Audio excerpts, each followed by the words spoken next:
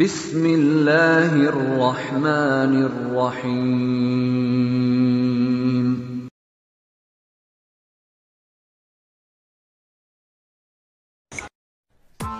Press the bell icon on the YouTube app and never miss another update.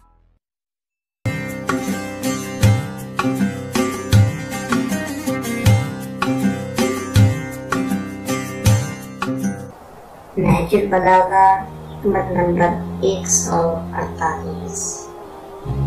امام علی علیہ السلام نے فرمایا، بولو تاکہ پہچانے جاؤ، اس لیے کہ انسان کی شخصیت اس کے زبان کے نیچے چھپی رہتی ہے.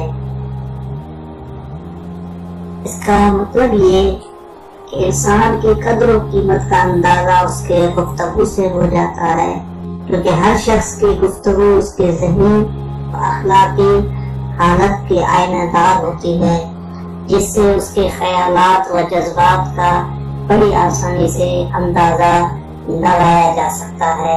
لہذا جب تک وہ خاموش ہے اس کا عیب و ہنر پوشیدہ ہے، اور جب انسان کی زبان کھلتی ہے تو اس کا جوہر نمایاں ہو جاتا ہے.